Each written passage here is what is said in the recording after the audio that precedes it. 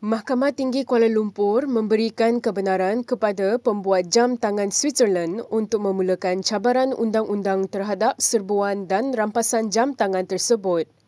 Ia melibatkan rampasan jam Swatch koleksi Pride Collection di seluruh negara yang dikeluarkan dalam pelbagai warna pelangi diguna pakai sebagai simbol komuniti LGBT.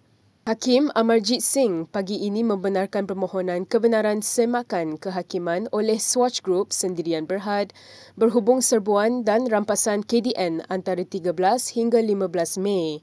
Mahkamah Sivil Malaysia memberi kebenaran berikutan tiada bantahan terhadap permohonan kebenaran semakan kehakiman oleh Jabatan Peguam Negara. Dengan kebenaran yang diberikan semasa prosiding KAMA, Mahkamah Sivil Malaysia kemudiannya akan menetapkan tarikh perasingan untuk mendengar hujah lisan mengenai merit semakan kehakiman. Mahkamah Sivil juga menetapkan 6 September untuk pengurusan kes tindakan undang-undang itu.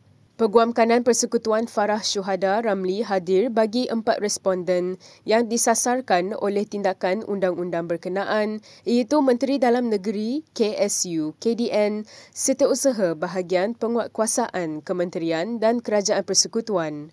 Semalam, Menteri Dalam Negeri Saifuddin Nasution Ismail mempertahankan rampasan jam tangan Swatch disebabkan oleh aduan orang ramai.